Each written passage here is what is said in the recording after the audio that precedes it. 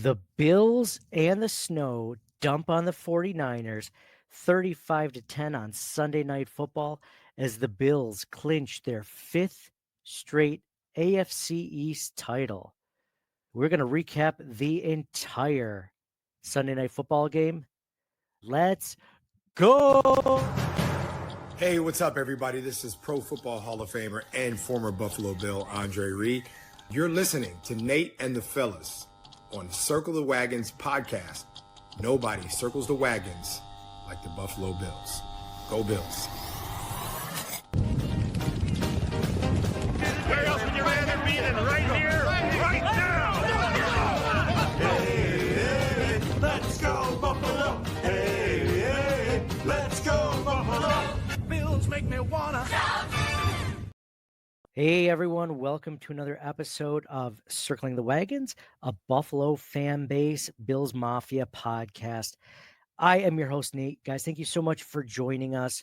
We are going to discuss the Buffalo Bills win on Sunday Night Football against the San Francisco 49ers 35-10.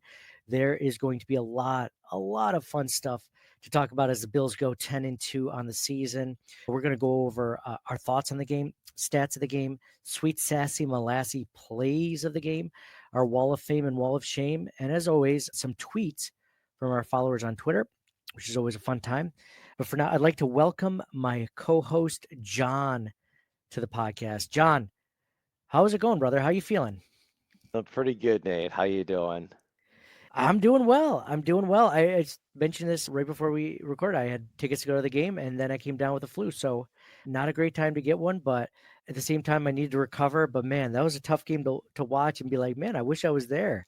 It was a fun game. It looked like to be there at the stadium in the snow and everything like that. But I mean, what a tremendous win by the Bills. I did going into that game, John. I thought the Bills were going to win. The 49ers were losing, lost a lot of really good players. They were out on IR. They're just out for the game. And I didn't see the Bills winning by 25, though. What did you think about that one? I thought they were gonna win handily. I don't know, by 25 points. But no, I was fairly confident because of the 49ers injuries and then flying all the way West Coast, East Coast. I thought the Bills were going to beat them solidly either way. So I wasn't super surprised.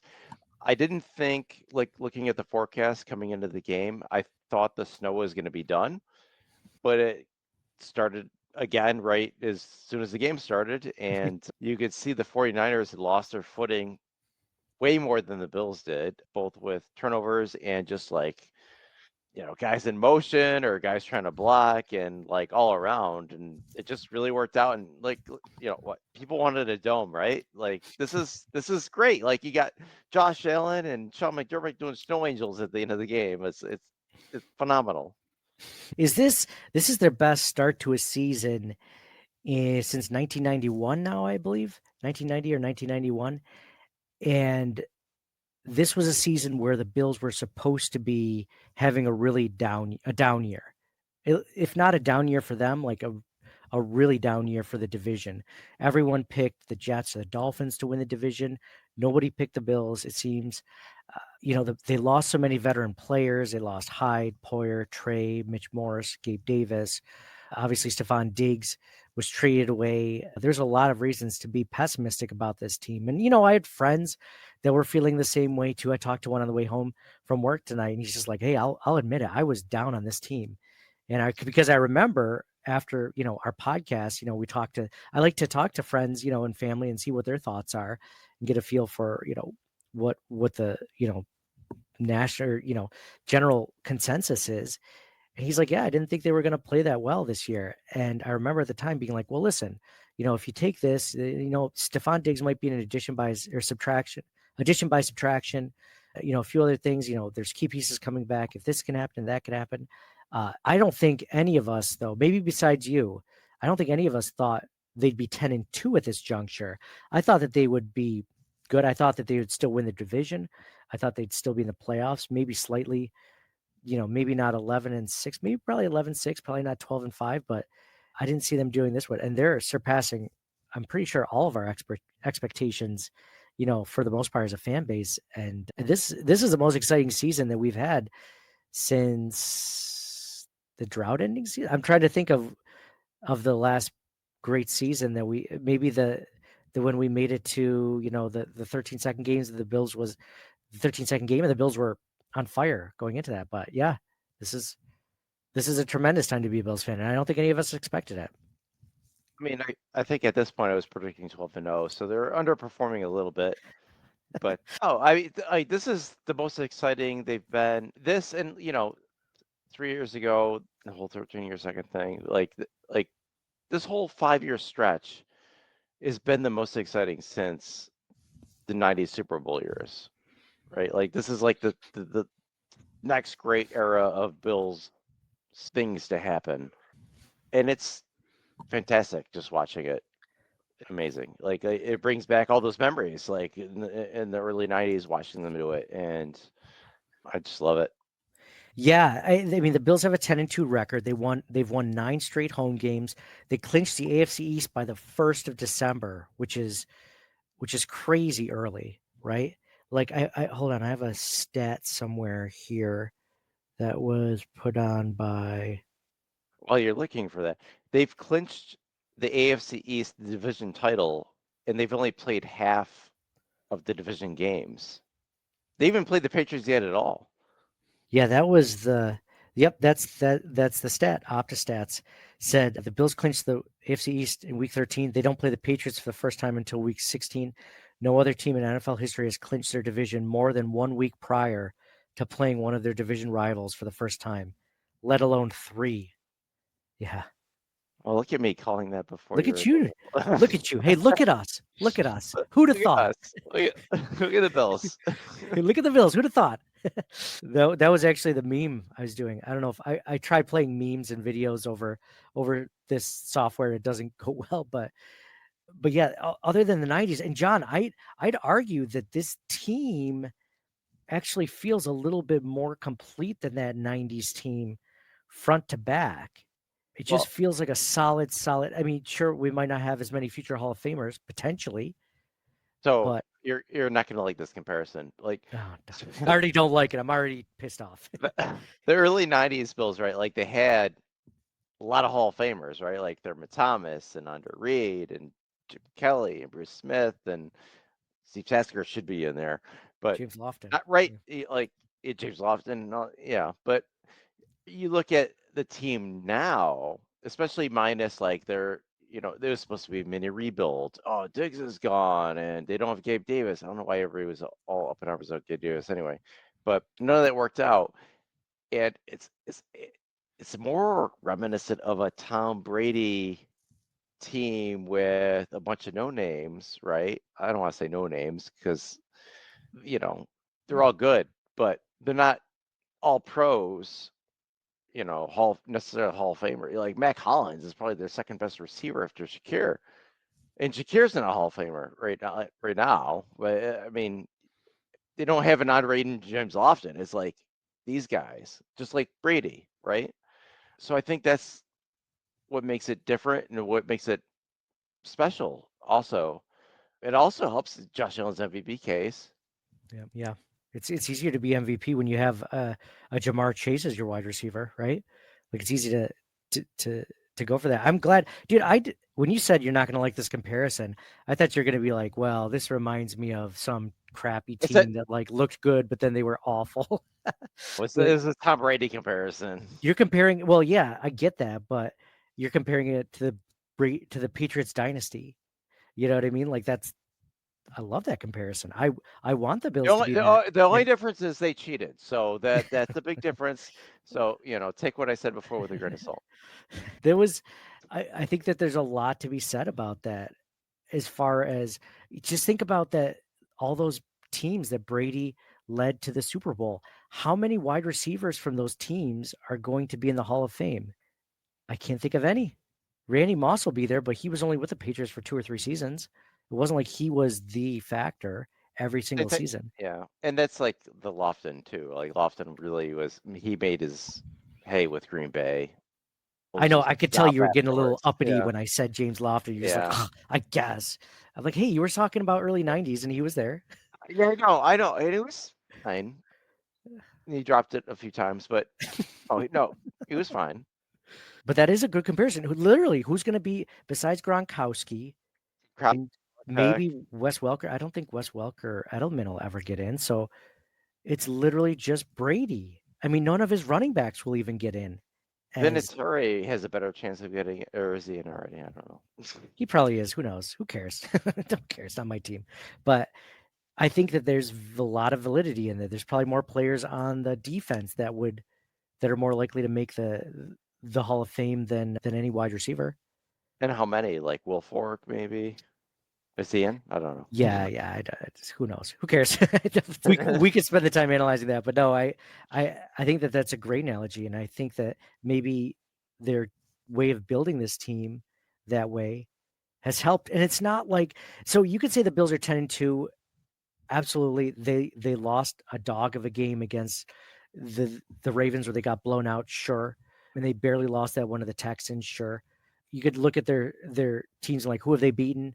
Like they've beaten by now like some decent teams, some pretty good teams. Obviously, the Chiefs, who were undefeated at the time, not like an amazing amount of great teams, but they've beaten some good teams. The Bills also have the largest point differential in the NFL, whereas the Chiefs are 12-1 and they're barely beating, or 11-1 or whatever. But And the Raiders. yeah, Like, they're oh my they gosh. needed help for all of these teams, like just random miracles. So I don't know. I feel good about this team more than I feel like I should, but I don't know. Like you mentioned, it's a great time to be a Bills fan. This is one of the best times that I can remember to be a Bills fan. And maybe one of the best parts about it is there wasn't this expectation at the beginning of the season where you were thinking it was Super Bowl or bust. Like, remember that a couple of years ago where it was Super Bowl or bust, and they got into the playoffs and then they kind of tanked, or they just hit a wall. You know, they beat against the one against the Patriots, and then they just got lambasted by the Bengals the next week. And you're like, oh, well, that was disappointing. And then after that, like there was a huge lull, and you're just like, man, this stinks. I think it was because the expectations of how the season was going to go. And this year there was no expectations. In fact, it was negative expectations, if anything, like, this might actually be worse. And now it's the most pleasant surprise ever. Right. So You know how much that really factors in. I mean, as a fan, I mean, for me, it's Super Bowl every year. It doesn't matter if they went 3-13 that one year. Like, it doesn't matter. But I think the players are always gonna, like, unless like they're quitting on their team because of like a systemic issue with the organization, like some teams I'm not gonna name, some you teams know, in South Florida. or even the Jets. Like at this Oh yeah. point, yeah, I don't buy into that as much. I don't think. Well, I buy into it as a fan. I don't know about the players as much. I'm sure the players are always trying to do their best, but I guess the feeling I get from as a fan, right? Like that, Yeah, because it's their as a Bills job. fan. It's their job. Like the they could be thinking about their next contract. Like, you know what? If this doesn't work out, I can play to the best of my ability. That somebody picks me up, and then then we're gonna do something. Like, so, like, plus the competitive nature of the sport. You can't, like, that's the basis for everything. Like, you're on the field. You're gonna try hard unless you're Aaron Rodgers after you throw that interception and just don't move. But while you got your like lineman running 90 yards down the field trying to chase after a guy. But be that as may, Dude, what if I was in the same situation as Aaron Rodgers? I would absolutely do the same thing. If I was 41 years old and I threw a bad pick, and rather than potentially get a career-ending injury or a season-ending injury or an injury where I wouldn't necessarily have to take if I didn't chase one down, absolutely not. Tom Brady didn't do that for a while, and at first I was just like, "That's terrible," and then I'm just like, "Oh wait, he won't get injured, and then he can play another down and get it right back the next series." Anyway, yeah, go ahead.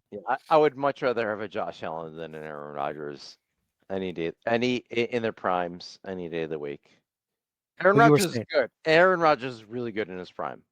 oh yeah, He's probably he's Hall of gonna go Famer. in the, he's gonna go in the Hall of Fame. So is Josh Allen. I take Josh Allen over him. Hey man, while we're doing this, I know we've been talking a while just in the generalities of the game. Let's get into stats of the game because I know there's going to be a lot more discussion that stems from that. Mention this: Josh Allen, 13 for 17, 148 yards, 2 touchdowns, 0 interception, and he did have that receiving touchdown too, which I'm going to get to later. Josh Allen. It's funny, like you mentioned, you were looking at so you texted us. Remember the stats, right? Like talk about the stats for Josh Allen and why that's weird. Yeah, there's a couple of weird stats actually. So Josh Allen is credited for 0 receptions, 7 yards, with an average of 0.0 yards and 1 touchdown. And then you look at, you just said he's 13 of 17. But you add up the reception total of all the players who caught a ball, and it's 14 receptions.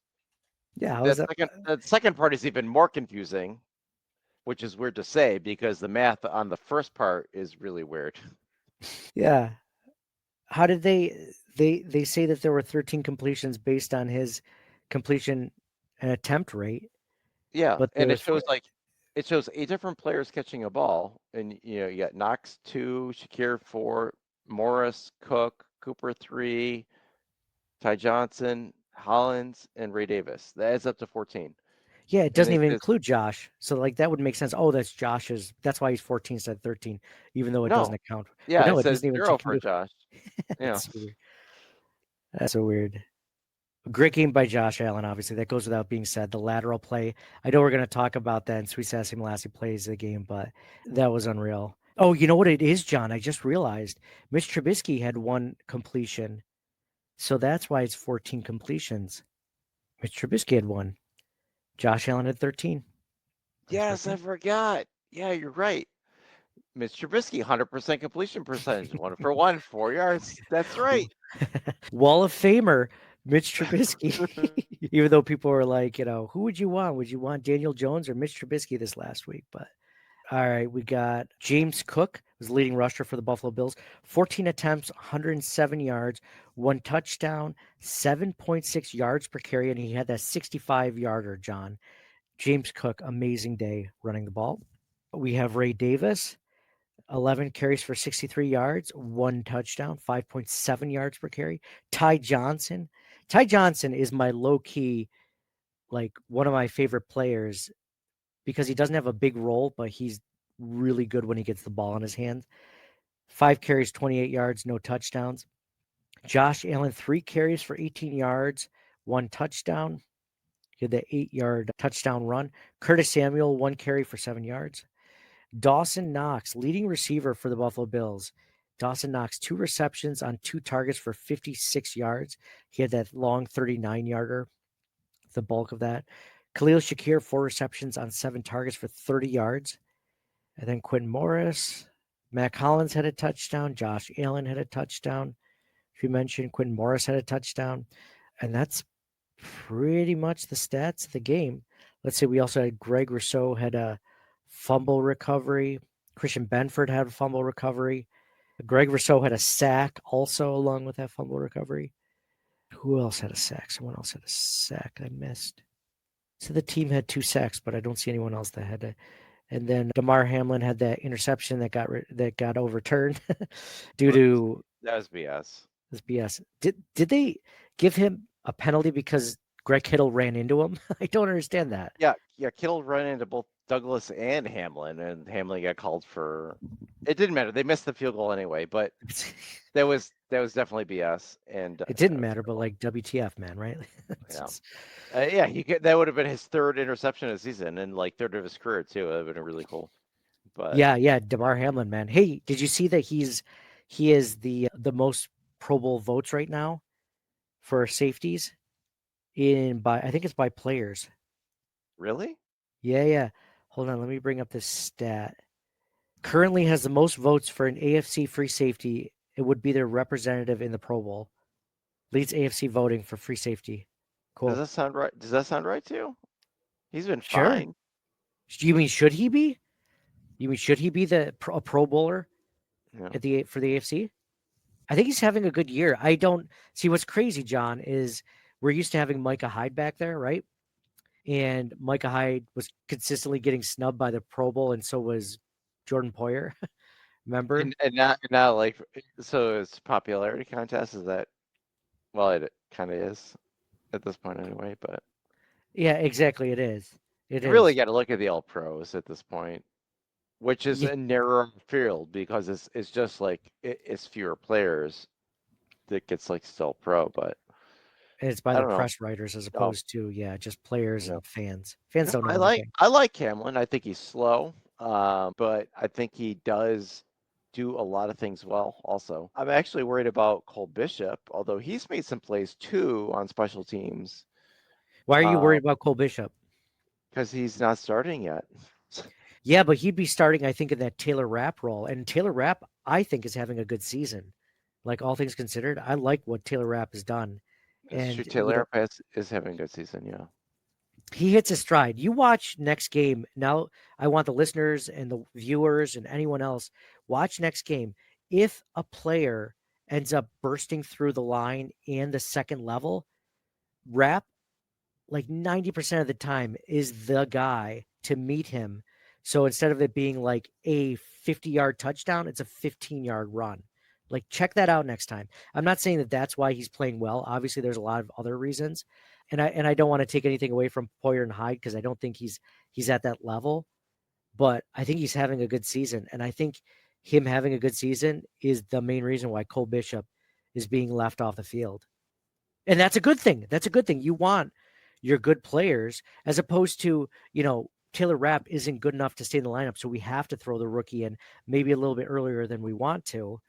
Instead, the guy that we have there is playing well enough that we can let him get acclimated to the, get him some reps here and there in special teams and other things. And, when it's mop up duty because the starters are out of the game, which doesn't happen very often, but is actually happening more often this season. I think this is a good, I'm okay with that. Sold me. I'm good. Now, what I like, that being said, and I like Damar Hamlin, would I love a free safety who is just a little bit more upside and speed and coverage ability and a few other things to replace him at some point? I wouldn't hate that. He's doing well though. Like, I'm not saying he's doing bad. No. Maybe just spoiled, like you said, the Poyer Hyde thing. Yeah. Can you say that he's any worse than Poyer was last year, though? I feel like he's not, or Micah Hyde. I mean, I feel like he's pretty much. There's definitely a drop off last year with those two, I think. Exactly. Yeah. That's what I mean. But Yeah. obviously at their all pro level, there's a drop off between them and Hamlin. But last year's version, he might be a step up. So then you're saying, well, maybe we have no idea what happens after this year. I'm sure he's going to get paid by someone, which is probably good. Probably not stay with the Bills. I can't see that happening. But, if they were able to keep him, make it work, I wouldn't be opposed to it. They might keep him. They might keep him. And I'd still be fine with that, I think. I think I would be too. Because that if they re-sign him, it's not going to be like for a 4-year, $80 million deal. It's going to be like a It'd be 2-year, reasonable. $10 million or something, Something reasonable for both parties, I think they would come up with if they were to do that. Yeah, and like you said, I agree with you. I'd welcome that as well. John, those were stats of the game. Oh, I got one more. One more stat. One more stats of the game for you. Yeah. So we're talking about 13, 14 completions or whatever. Eight different pass catchers out of those. Wow. Not just needing to feed one guy, huh? No, they don't need. And like, not only do they not have Diggs, but Kincaid, their number one pick, was out, and Kincaid was out, the number one pick from the previous year. Doesn't matter. They're going to get it done. Yeah. Hey, speaking of guys that were in the lineup, Matt Milano came back this game. Obviously, I mentioned that, broke the news before Adam Schefter did. Shout out to our source, whoever he or she may be. I don't want to give it away, but yeah, shout out to him. And that source also said that Dalton Kincaid was not going to play. I think that was more obvious, though, than Matt Milano definitely playing on Sunday. So I didn't tweet that one out, but I'll let you guys keep it tuned here. I actually mentioned that, I think 2 weeks ago when we did the Chiefs podcast. So yeah, shout out to that person, individual, whoever they may be there. Josh Allen is the only quarterback to throw, catch, and run for a touchdown in the same game. He is also the 5th player to do so since 1970. He's just the only quarterback. Everyone else that did it was a running back or a wide receiver or something else. So I don't know. Like, does a catch count? Does a lateral count as a catch? Like, that's a running play to me. I know he Dude, threw that's a it. good I know he threw it first, and the guy caught it, and then lateraled it. But to me, I don't know. The rules are crazy. Well, here's a question for you. If that was the quarterback tossing it back to the running back, that wouldn't count as a pass, right? I see your point. That's a Yeah. lateral. It's Yeah. a pitch. The only difference is it was a throw and then a lateral, but that almost is different still, right? I don't know. It's still Yes. amazing. I'm not taking anything away from it. Don't get me wrong. I loved it. That's the play of the game for me. John, was it sounds like you're really fantastic. ripping apart this No, amazing play that we no, witnessed last no. night. I'm just like technically like, what does that really count as? I'm a fan. I don't care. I don't care. I really don't care. I'm just semantics. It's just talking about it. I loved it. It was great. Fantastic. John, we're going to go into Sweet Sassy Molassy play of the game. That's a perfect segue because, I mean, that play right there was, it's funny. I thought that 2 weeks before we were looking at the play of the year as Josh Allen was running for it on 4th and 2, got the touchdown, bolt through 27-yard run. What a play of the year. It was probably one of the best plays I've seen as a Bills fan. I did not think that he was going to follow it up 2 weeks later with a play that was even better than that one. Did you? I think there is some context. Like the play itself was better, but the play against Kansas City is more important than the play against San Francisco. True. There you They're go. both- Shitting all over the play again. There you go. They're both. Saying it's a they're terrible both- play. They're both. No, stop. They're both MVP plays, right? Yeah. Fantastic. The Chiefs one is more important because it's a closer game, and it's the Chiefs, right? Like there's that whole thing. The Bills were beating the 49ers either way this game. So from that perspective, it wasn't as important, but I do think the play itself had a way better cool factor, right? Oh yeah. It's Yeah. like you're like we were texting earlier, like, oh, this is like when we play every year on Thanksgiving. It's like you call a play and it's like, oh, just yell here, the here play. Like, and it's snowing too, right? Like perfect. It was always snowing when we played Thanksgiving football. Or at least it felt like it. Yeah, exactly. I wish Mike was on this episode too, because for those that haven't been following us that long, we've mentioned this before on the podcast, but we haven't mentioned it in a while. John, Mike, and I, original, friends from high school, we would get together starting in college. I think college was the first year we ever did it because it was kind of like a, hey, well, seeing everyone that you haven't seen, since the summer. It was a chance to get together, right as people were coming back from break, and we would do a football game right near our high school where we went to school, and we picked like a small soccer field outside there just to do it out near the front, and we'd play every year, and we'd play tackle. Like we would actually play tackle, which was fun, but because of that, like you said, it would lend to many plays because none of us are super big or super strong, where guys would get held up and they wouldn't get tackled right away. So somebody that was being held up would be looking, specifically Mike. Mike loved doing this. He would, like, if he's being held up, he'd look for someone to pitch the ball to as he was being, taken down. And if he had a chance, he would absolutely do that. And unlike the NFL, which is very tough to do that for, it would probably end up in at least 1 or 2 touchdowns a game in our Thanksgiving football game. And yeah, that absolutely reminded me of it. And what was funny is when we would do it, right out of college, and we played it for, up until about a few years ago. So almost 15 years or so we did that. It was a way to score that it wasn't very common to do so. So anyway, going back to that, but yeah, it reminded me of that. That just doesn't happen in the NFL. It just doesn't. And, I've seen Travis Kelce do it before recently. And then, this play but never to Mahomes. Travis Kelce doesn't pass it back to Mahomes. He passes it to, Rashee Rice or another wide receiver, right? Or another running back. I loved it. John, we can't even give I mean, I'll try to give an honorable mention, like the Cook 65-yard touchdown run. I feel weird giving an honorable mention because it was such an amazing play, but the Cook 65-yard touchdown run was incredible. I know you love Captain Cook. I know you're a huge fan. Ever since the day he was drafted, I always think of you because you called it then. Some of us were like, I don't know why they drafted him. They clearly didn't like him. They passed over him 3 or 4 times before they finally, they traded back before they drafted him. But he's electric, man. When he hits that hole, he always has a chance to go the distance, which is what I love about him, which was what we honestly haven't had in a long time. So I love that play, John. Is one of these games where it's like, oh, that's a sweet Sesame Melissa. Oh, no, actually, this one is, and actually that one is type of thing. So the 65-yarder definitely was the first one for me, but the middle one for me was the Matt Collins touchdown pass. Offensive line gave Allen all day to throw. It was third down. He didn't throw it away. He actually threw it to somebody.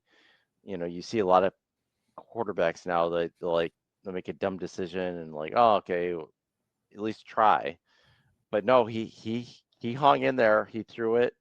Hollins made a great route. Caught the ball. He walked to the stadium barefoot in the snow, uphill both ways. I don't know what was going on, but I thought like for me that would be next best. But it's always like in succession for me. It's like, oh, 65 yards. Oh, the Hollins. Oh, now that Cooper Allen thing, and obviously that one's the national one, but they're all really great.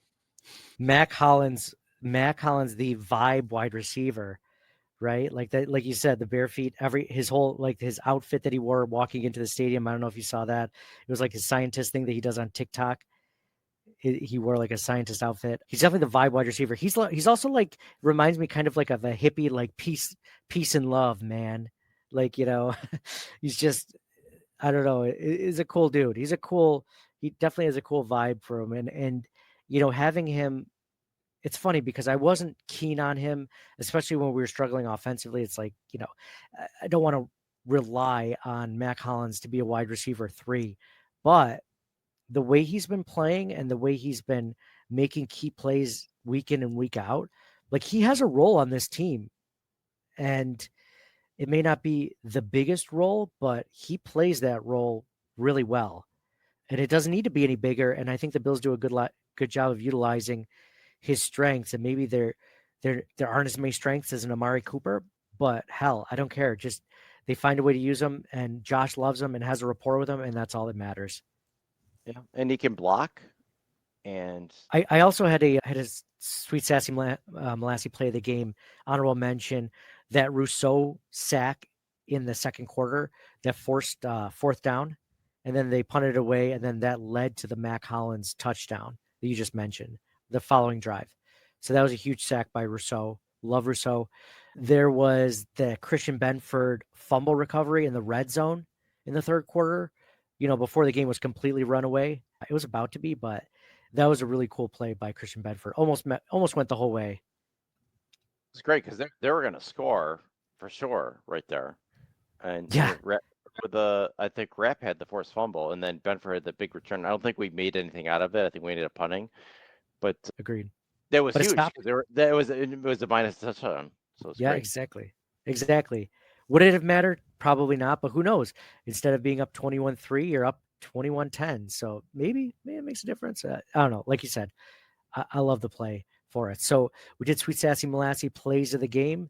Now let's go into our Wall of Fame and Wall of Shame. Wall of Fame, John. I'll start with you on this one. Who is on your Wall of Fame? I gave honorable mention to the offensive line. Allen had lots of time to throw, lots of times, and the running game was great.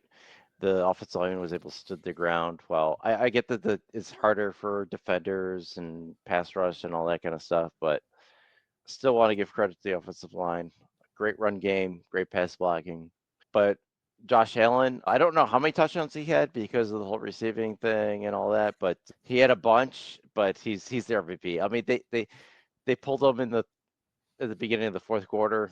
He was done for the game because of the lead, and he's just great.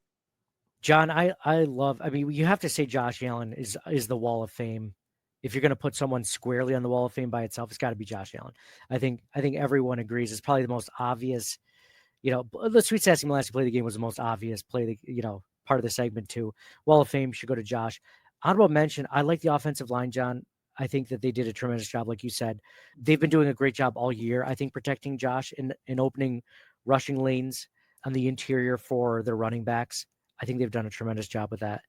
It's funny. I love this running back trio that the Bills have.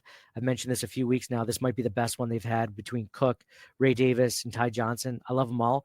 I keep forgetting that, a lot of the reason why I love them is because of the holes that the offensive line is opening up for them. That's what makes them look good. So I'm going to give my honorable mention, though, to someone. You mentioned Josh Allen, MVP voting. He's on the Wall of Fame. He should be, if he's not already, the MVP leading candidate. Great. I would love that honor for him because I think he deserves it. And I think he deserves more mentions than he's gotten in previous seasons. But I think one of the things that's not talked about as much is Sean McDermott. Sean McDermott's on my Wall of Fame for honorable mention because, he's been coaching a hell of a season. We mentioned all the things the Bills have been going up against, changeover in personnel. I was reading a stat from Joe Marino at Locked On Bills, and he was saying these are the players that have been with the Bills through all 5 consecutive AFC East titles. And there were only 7 players, I believe, on the entire roster, right? Josh Allen included, obviously. And so you're talking about a lot of turnover from last year, this year in general. McDermott just creates a culture of winning and caring. And it's hard to describe, but people wanted his head last year and still at some points this season wanted his head. And I completely get that. I was not one of those guys. I don't think you were one of those guys, John, but it is good. He deserves a lot more credit than he gets on a week in and week out basis, in the fan base and from the NFL.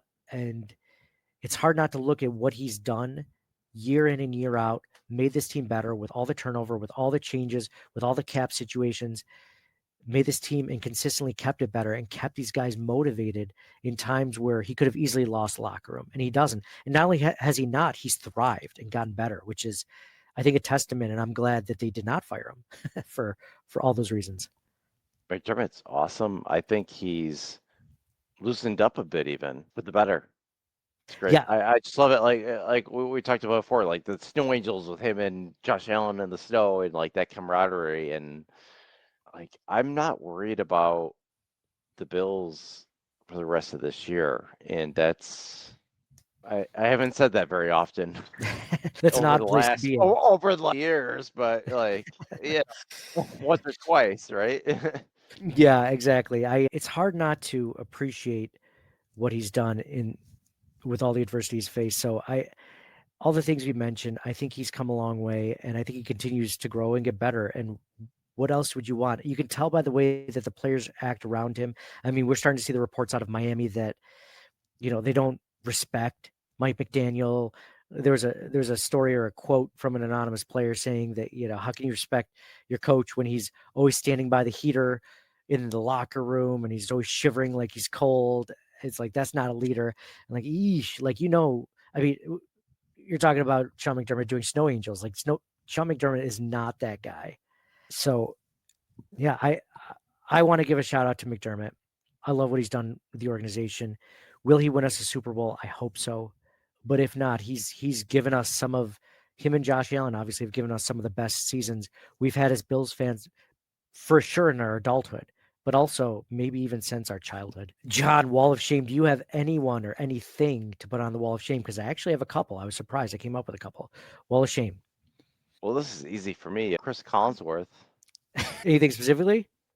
Well, he kept saying he's never seen a game like this before, and you kept referencing the snow, and it's like, he played in Cincinnati throughout the 80s, and he's been a commentator, announcer for how long? He's never seen a game like this before. I have no idea how he came up with that. That is funny. He's like, snow didn't exist in the 80s when I played. This is crazy. This is ridiculous. What's going on here? I don't get it. And I saw other people mention on Twitter, and then I was like, oh yeah, that's right. He definitely said, like, the Cooper pass lateral touchdown thing. he immediately started talking about like Mahomes and Kelsey and the Chiefs. I was like, yeah, that's right. He did do that. Why is he talking about that right now? That makes no sense. I feel like I kind of tune out. I listen to Collinsworth. I don't hate him. I know a lot of people don't like him, and I get that. I don't hate him. I'm not going to defend the guy. I don't love him, but I like him more. I guess More than who? Putting you on the spot. I was going to say more than most people. I wouldn't say I like him. I just can tolerate him more than most people can, I guess. How about this? Who do you like? I like Tony Romo. Me Tony too. Romo's still my top. He's really entertaining. I actually did like Tom Brady a few nights ago or a few games ago. I liked him. You're dead to me. I mean, do we count Tirico? Because I like Mike Tirico, but do you count him or no? Because he's not a color commentary guy. He's more the play-by-play. I like Al Michaels, but he's more the play-by-play. Wait, what's your favorite all-time like tandem or team of folks? Oh, John, are you serious right now? Yeah, Frank and Alan Dan, of course. Yes, thank you. Yes, I agree, 100%. Is that what you were going for with that one? Frank, Allen, Dan. Yes, thank you. Frank and Alan Dan. Yeah. Prime time Now, show. Madden and Summerall had their moments. Oh yeah, I like Madden Summerall for sure. But Madden could be like super obvious. Like, it's like, oh, they're gonna want to score a touchdown on this drive. Like, well, what drive don't you want to score a touchdown on? But no, they were entertaining, especially like Thanksgiving, like the whole turkey thing and all that, and like I like them too, but for different reasons. I think the older I get, the more I appreciate like someone or something's shtick if that's who they are, like as opposed to being like angry or upset that they are who they are. Like you mentioned Madden. Everyone always criticized Madden because it was too obvious, right? But if you go in knowing he's going to say some obvious stuff, like you find it more entertaining than you do like getting at like, oh, why do we have to hear that? Now that the problem with Collinsworth is he comes off kind of condescending, so it's hard to get past that shtick if you take it personally, you know. But Yeah, and Summerall was a good counterpart to Madden, so I think that actually worked really well. And then if you go back even further, like Howard Cosell, like was a character. did you ever hear him call a game? Because I don't remember being old enough to ever hear him call a game. Are you thinking about like ones you re-listened to or rewatched? Yeah, re-listened, watched highlights, and that kind of thing. And then I'm sure you've heard Greg Cosell on different Oh, yeah. interviews or One Bills Live and stuff. I think Is he related? I think he was his nephew. I Mm. think. I'm guessing. I'm trying to Okay. remember, but they're related. I'm pretty sure. Yeah, I love Greg Cosell. Yeah, but like when I listen to like the Howard Cosell highlights, for some reason, like whenever I see Greg Rousseau, like I can like picture in my head Howard Cosell saying Greg Rousseau, like whatever, his voice and accent and everything. I don't know where I picked that up in my head, but I always think of that. It's kind of weird. But No, but what were we thanks for talking sharing that. It's kind of What were we weird. talking about? Wall of Shame? John, this is going to seem maybe a little bit personal, but I'm really starting to, and it's hard to find a wall of shame in this game, right? There were so many positives. I hate to even bring up a negative, right? Like Oh, boy. you mentioned earlier, you hated to bring up a negative or like a bad analogy, and I was like, I love that analogy. You're not going to love this one necessarily, but on the wall of shame, I'm going to put the Bills organization, specifically, I imagine it's Terry Pegula. I don't know who runs this portion of the Bills organization. I appreciate that they want to pay Bills fans to shovel out seats in the stadium and that they want to pay them $20 an hour. I appreciate that they want to do that. And they think they're probably doing a service to the city or something. I look at that and I see, dude, you've owned this organization for what? Almost 10 years now? Like contract an actual company out and pay them, a decent amount of money to shovel out your stadium professionally instead of relying almost solely. I know they have their own crew, but I think the majority of it is from fans looking to get $20 an hour and hot chocolate and food. And if you've ever shoveled a driveway on your own, not to mention if it's a foot of snow or anything like that, that is no easy task. I mean, that is labor. And I don't like that they come across this way as like oh, we're the city of good neighbors. Like, this is what Bills fans do. It's like, freaking hire someone out. Like, do the thing. It's not that they don't have the money, mind you. It's that they won't pay it for whatever reason. And that's a frustrating thing to me. I know I might be in the minority on this, but I guess I don't have a whole lot of sympathy for billionaires in general. I'm glad you made your money. I'm glad you know, fracked a lot of natural gas or whatever you did to do it. Like, that's awesome. Like, you clearly did something right financially in your lifetime to own a sports team that's now worth 3 times what you paid for it. That's awesome. Why don't you pay someone to have someone on contract or retainer to clear out your stadium every time you need it? I guess that's what I'm saying. Be able to watch the game, free tickets or anything like No, that? no, that is not guaranteed. It used to be. When they were bad, it was. Now it's not anymore. Pretty crappy, huh? So like they shovel and then leave? Yeah. That sucks. Yeah, it does. I mean, that's another reason. Hey, if there was $100 ticket along with it, okay, now I can kind of make sense of it, right? That comes across. But when you're just talking an hour, sure, you're there for 8 hours. I'm sure they tax. I'm sure it's not under the table. That would be too easy, right? So I just don't get it. I appreciate, and don't get me wrong, the people that want to do it, I love the fact that you guys do it, and I respect the hell out of it. And you're better fans than I am, but it kind of feels like they're taking advantage of a little bit of goodwill and the fact that Buffalo is such an incredible city that people would do this. I don't like that portion of it. And again, it's I can see both sides to it. It'd be nice to get like a little more incentive than just the little bit of pay, but Can I put it to you this way? Let me tell you an example of what I did as a middle class person one year when we had our second or firstborn. I can't remember, firstborn or secondborn. We knew we were going to be busy with baby stuff, newborn stuff. We weren't going to get a lot of sleep. It was going to be crazy. It was the beginning of winter. And we said, let's just contract out a snowplow service. We've never done that before. We always snowblow or shovel our driveway. Let's just contract out a snowplow service. Like, it'll be worth it. We won't have to, it's one less thing to worry about. It was like $350 for the whole season, right? Whatever, that's fine. November till April, fine. I don't care. I just don't want to deal with it when I've gotten 2 hours of sleep, right? snowed one time. It snowed one time, exactly. It snowed one time the entire summer or the entire winter. And I look back at that and I'm not angry. I'm just like, that's the price. Like, that's what I was willing to pay. Hopefully it could have snowed 100 times between then. It could have snowed one time and I still paid the same amount of money for it. I don't understand why the Pagulas or the Bills organization can't also do that. Get someone on retainer or some company on retainer to do that. Or, I don't know. It's frustrating to say the least. So yeah. Or buy more equipment, get those in seat or bench or whatever snow blowers like they have in other stadiums. It's not like we're the first stadium to ever have snow or figured out. They just don't want to. It kind of reminds me of, the Cowboys stadium. You know how they have those issues at certain points of the day where the sunlight comes right into the one side of the windows and the players can't see, like, in the sunlight. Suck. Shout out to Tyler.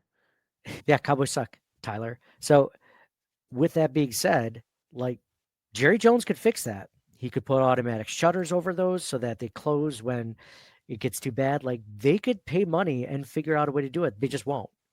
So again, the Bills can do that and figure out a situation. They just won't. Anyway, I'm done with my rant on that one. But other wall of shame. I actually have another wall of shame, John. Do you have another one you want to share, or do you want to hear this one? So I'm not, me. I'm not one big into like drama and social media. It's like, oh, he said this or she said that. What's that? I missed it. I said, here we go. You know what I'm gonna go with, don't you? No, I don't, but I'm just saying in general, here we go. with the Here big we drama, go. Whatever. Here we go. Whenever someone says, "Oh, I'm not much for this," but they're totally into it. That's their biggest, most favorite thing. No, I'm just kidding. It's not my most favorite thing. But somebody baited Brittany Williams, the former girlfriend of Buffalo Bills quarterback Josh Allen. Now, Josh Allen had I should have put this as an honorable mention of the Wall of Fame. Josh Allen for not only having a great game, being in the MVP race, 10-2, all that stuff, but also getting engaged this last weekend. He got engaged to girlfriend / actress / A-list celebrity Haley Steinfeld. So that was good news. There was a troll on Instagram that posted on one of his ex-girlfriend's post, Brittany Williams, on Instagram, saying on one of her posts said, "Haven't found the next pro athlete yet," to one of Brittany Williams, and she said in reply, which isn't even the wall of shame. This isn't the wall of shame. It's just a funny reply. She said, "Luckily, my boyfriend owns a team and doesn't play for one. Doesn't have to be, don't have to be with another brain dead CTE athlete." So that was Britt saying that over Instagram, right? That is what it is. I'm okay with it. Like, whatever. She probably had a few too many drinks or whatever. God knows I've said some weird things over social media or some things I regret. Not going to blame her for that. It is funny and it is public. It's very public. But why she's on the wall of shame is the next day she puts on her Instagram story, "My accounts have been hacked several times tonight, trying to get it resolved. If anyone has any tips, please let me know." It's just like, come on. Come on, Brett. That's what it is. That lame excuse for why she said what she said. "Oh, my accounts have been hacked." This is funny. I've never seen your accounts. I follow her on Instagram. Hey, your accounts have never been hacked before. And all of a sudden, you just can take it over after you say a terribly regrettable thing. I'm still gonna stick with Collinsworth on this one, but you make a compelling argument. But Collinsworth's pretty bad. So mine is more of a, hey, I don't think she should have said that, obviously. The CTE athlete thing, but the hacking thing, I just can't get over. I've been hacked. Our Twitter account at CTW Pod has been hacked. I've lost it before. I got logged out of it. I'm sure someone stole my password or it ended up on the dark web or whatever, which is funny. It's just fine. But it wasn't. I Bills said 1-2 something. go Bills 1-2-3 isn't the best Dude, password. 1, 2, 3 Oh, exclamation sorry, point. sorry. 1, 2, 3 exclamation point. and the I in Bills is the number 1. So anyway, yeah, I thought that was funny. That was funny. So anyway, I it's still low for somebody to try to bait her like that, but she still took the bait. I mean, the hacker did. The hacker took the bait. Whoever that was, just decided to stick up for it. But it's funny because usually when you're hacked, like they don't have these very specific stories behind it. They might say some slur or something, but no. Anyway, it was hard to find a Wall of Fame, Wall of Shame. We're out of the social media drama, at least for now. But let's go into hot takes from Bills Mafia on Twitter. So if you're not following us, please do. We are at CTW Pod on Twitter, X, whatever the hell you want to call it. After every game, I say who or what is your hot take for the game. And also as a bonus, if you want to give us a sweet ass and last play of the game or a Wall of Fame, Wall of Shame, you're welcome to do so as well. By the way, on social media, we're starting a Circling the Wagons community, which if you are a loyal listener or viewer and you want to be in on this, please message me so you can be part of this. We're going to share breaking news, Bills discussions, offline where everyone can't see them. We can share different, tweets and stuff that we like. I mentioned that. Speaking of which, I wonder if I can get to the community from here. I believe I can. There we go. So I mentioned Charles Burns says, first one in. See, this is what happens when you make it into the Circling the Wagons Bills talk community. He says, calling it a night, friends, was a long day. That's right. Charles actually went to the Jets Seahawks game, which how amazing was that, by the way? The fact that the Jets lost again. Calling it a night, friends, was a long day watching the Jets implode and then dealing with Jersey traffic. Hot take, Bills Mafia and grounds crew getting the stadium ready. Sweet Sassy Molassie, the Cook 65-yard TD run. Oh, come on, Charles. He must not have wanted to do the Josh Allen touchdown. Maybe he didn't see it. Hall of Fame, Wall of Fame, Josh Allen leading the way. And then Wall of Shame didn't really have one. So that was Charles Burns getting first. You get first dibs if you're part of the community. So then we have Kev Rads next. Josh's KC run was more important, like you mentioned, John. John, is this your burner account? But this run receiving tutty was one of the coolest plays I've ever seen. Didn't really need this win, but the important thing is it seems like we got out healthy. Absolutely. John, that should also be honorable mention on the Wall of Fame. This should probably be there every single week where the Bills are healthy. Honorable mention should always be Wall of Fame. I think that's for health. really important for us right now. Like we are getting more and more healthy. The only two guys that have been out the last few weeks are Kincaid and Coleman, who I suspect will be back soon. Also, rookie Dwayne Carter his IR window had opened around the same time Milano. I think he'll be back by the end of the year too. So knock on Yes. wood, knock on Yes. wood. I like that part of it's all coming together. That's one of the most important things in making a playoff run is being healthy. John, I was on a friend's podcast, The Wandering Buffalo, last week, and he asked me this question directly at the end of the podcast. He's like, "What?" He's like, the Bills win the Super Bowl if blank." Now, my answer was what you just said. The Bills win the Super Bowl if they stay healthy. That was my answer. What is your answer in the same question? The Bills win the Super Bowl if blank. They still stay healthy and win all the games that lose. It's the most I mean, important thing, I think, right? no, it really is. Like I think they've got it all put together with what they have. I mean, like they can even get by with some injuries, but they can't get by with significant injury. Like no team can. You don't want quarterbacks getting injured and things like this. So yeah, I think that's the most important thing at this point for them. I think that's other than that, they're playing at a high level. They're being coached at a high level. I think everything's great other than that. Like be healthy, you're going to be good. Absolutely. I think it's health is the most important thing, and I think an underrated thing that people don't talk about enough is a little bit of luck in the playoffs. That's really kind of one of those things that the ball bounces one way or the other, and that's sometimes all that matters in these really tight games. So, the luck you cannot help, and you obviously can't help health, but at least you can rely on health if your players are healthy. And discipline and like minimize penalties, minimize turnovers like they have been. And they've done that in the playoffs too. Like they've been really good at that in the playoffs. They just have been unlucky and or unhealthy. Both, right? So if those things come together, then this is the year. I should also add, like, the Bills win the Super Bowl if blank. I think blank should also be if the refs don't take it away from them. I think that should also be on there. It probably goes without saying. Yeah, that's a tough one. Salsa Knuckles says, "These guys can't do this stuff. Josh Allen's throwing and receiving touchdown when my kids are sleeping. I almost exploded." You just got to soundproof your kid's room. Lock it with the door shut. Yeah. Soundproof door. No, that sounds like some sort of child abuse. Original Hatriot says, "When was the last time a team clinched their division without playing one of their opponents even once? Who knows? But the Bills just did it. This team is special. Go Bills." Richard W. Griswold says, "The Niners unraveled after McCaffrey went down. Everyone's run defense was 2 steps behind in the ice and squalls. Buffalo made the most of their opportunities. Cook was fantastic. The Allen to Cooper pass play was just how they drew it up. Lions are the next victim." Bills play the Rams next, don't they? At I Rams. So think. this is another thing to talk about to get the 1 seed, right?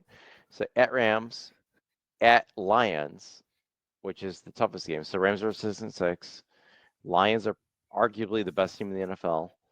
And then they play the Patriots twice and the Jets. Those are all 3-win teams. But they're also divisional opponents, so you can't take any of them lightly.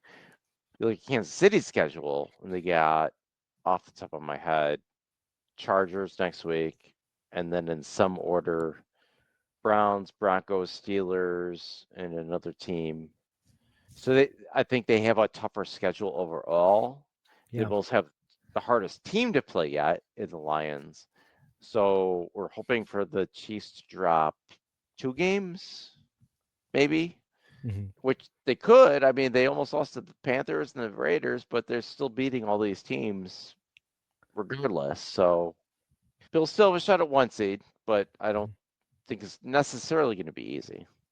No, and if the Bills drop too many, they could be tied with the Steelers as well. So that's something to watch too. I don't know how their common opponents go or their tiebreakers, but something we'll be watching as it gets closer. Big R says Wall of Fame, Allen Cook, and Big Cap Rap. Well, Big Cap Rap, I like that because of his large helmet on his melon. Wall of Shame, Pagula's making fans shovel snow. Thank you, Big R. Okay, good, good, good, good. It's not just me. Hot take: 5 straight AFC East titles is crazy considering roster turnover. Allen is MVP. McDermott is coach of the year. Sweet Sassy Molassie is Allen Cooper to Allen touchdown. And the Gettysburg is a Cook 65-yard touchdown. We didn't even talk about Gettysburg of the game, John, but that run did break it open from 7-3 to 14-3. So I had a thought on that actually. The turning point of the game. So the first drive, the Bills went 3 and out. San Francisco went down and scored a field goal. Second drive, the Bills went 3 and out, but they didn't because of an illegal contact on the defense. That drive led to a touchdown, and they never looked back after that. Ooh, wow. Wow, that is some deep Gettysburg pull. Wow. That's what she said. She calls it the old Gettysburg pull. Maybe. Your wife says, John, give me the old never mind. That's I like it. That's deep, man. That was a good one. I thought you were gonna say, I'm looking at my notes and I'm like, oh, I bet you he's gonna pick this play instead of that before that. And mine was thinking, oddly enough, when the Bills were up 7-3, even though they didn't look back after that first touchdown, it was in the second quarter, McCaffrey went down with that injury. And then the 49ers missed the field goal after. I was just like, maybe that McCaffrey injury was the Gettysburg of the game, the turning point. But I like yours a lot better. I don't think that was because like Jordan Mason's good too. Like the 49ers can plug anybody in and run it. Obviously McCaffrey's the best of the bunch, but the key to that was the Bills, once they got a big enough lead, which is really their MO all season. Like they want to get a big enough lead where they're going to let teams run on them and then force them to pass. And that was the case this game. They had to anyway because of the weather, but go ahead and run on us. We're gonna get enough points where you have to pass, and then you're done. Yeah. So I don't think it would have mattered anyway as much. Maybe it would have lived a little bit closer, but I wasn't too worried either way about that part of it. Yeah, good point. Good point. Josh Allen's left arm says, hot take, the Bills and Chiefs each lose one more game, and that Houston game comes back to bite the Bills. I don't like that hot take at all. Hope I'm wrong, and they have lost at home the last 2 years, but I want that 1 seed. Yeah, I really do this year. I'm the same way. Andrew Freeman says, wasn't too down on them when they lost to Baltimore 35-10. I'm not going to get too high on them after winning 35-10. Let's win these games in January and February. Go Bills. AJ Tharp says, hot take. This is the game where that crushing feeling that we could somehow lose a game we're winning has finally gone away. After decades of waiting for us to blow a lead, I suddenly don't feel that dread. I believe that's called happiness. That's a good one. AJ Tharp always brings the heat. Anakin Skywalker says, just a great night. Another Winter Wonderland desktop photo from a packed OP, Orchard Park. The return of Milano won both sides of the line of scrimmage. James cooked. And when San Francisco was wounded, they were hit by the Noble Nuke of York, JA-17. I love that one. Noble Nuke of York, J-17. And it was white flags and no moss. Go Bills. That was awesome. All right, that was a really good one. Chad Labrie says, let's start with 5-time AFC East champs. James Cook cooked the 49ers defense. Offense and defense came to play tonight to lock down the AFC East championship. Go Bills. Happy Victory Monday. Bill Lasso says, sadly, no one will remember Amari Cooper's assist, but he deserves some credit for a heads-up play. Offense and defense played amazing. In his press conference after the game, Amari Cooper and Josh Allen were at the podium, and they asked Amari about that. And he said it wasn't planned at all. He just saw Josh there and he had his hands out like he wanted it. So he just gave it to him. Not much there. Big Mike says, no hot takes. I need a cold shower after this fun Buffalo style weather game with Superman JA-17 doing his thing and making the world even more of a believer like Bills Mafia. Like Bills Mafia is about him and this team. Josh Allen for MVP. All right, let's see if we get one more in. So you're saying there's a chance, says, can beat him three ways, by air, by ground, and by D. That's what she said. All right. let's finish the episode on that real quick. I'm gonna do another giveaway, jersey giveaway for that. I believe I have another jersey. Oh, I do have another Daryl Talley jersey. So I will give this away. I'm gonna share my screen so people don't think that I am cheating. Just kidding. They wouldn't think that. All right, so here we go. By the way, if you're wondering how you can get onto this way of us giving away things each week throughout the rest of the season, the regular or the postseason, you just have to leave us a 5-star review on Apple Podcasts or Spotify. Let us know if it's Spotify because there's no way to leave a username there, unlike Apple Podcasts. Leave us, subscribe, and comment on YouTube. You can comment on Facebook on any of our videos there as well, and go from there. So here we go. The next winner is Eligible for this or no? you are not eligible, John. No, it has to be somebody that. Did you leave us a 5-star review? No. Then What if I did? If I did, would I be eligible? What if I left you a 4-star review? I mean, if it had some valid criticisms, I mean, I wouldn't shy away from it potentially. If it was well-meaning, yeah, I'd be. I mean, I'm not that much of a prick. Yeah, but leave a 5-star. Don't listen to John. Don't be that guy. So Nate DeTanto wins. Nate DeTanto's a loyal listener. He's going to let us know. Nate, message us over Instagram, Facebook, Twitter, email us, ctwpod@gmail.com. Let us know that you listened to this episode or saw this episode, view this episode, and let us know, and we'll send you out that jersey in the next week or so. Cool. Well, thank you guys all for listening. John, any final thoughts before we end this tremendous, 10-2 victory, 35-10 over the 49ers? Well, what if somebody left a 2-star review and left some really constructive criticism? You're like, you know what? That's a really good idea. Like, would you consider that? Yeah, if they left it in a positive light, I'd say, I don't hate these guys, but I think they have a lot to work on, which would probably be correct if we're being honest. Like they're probably like they could do these 5 things better. And one of the things of maturity is being able to look at that. Obviously, you're going to be pissed at first and be like, man, screw this guy or girl, who they think they are. And then if you really think about it though, and you step back and be like, they have a point, right? It's like getting into an argument with your spouse. At the time, you're just like, well, that's not me. I'm not a jerk.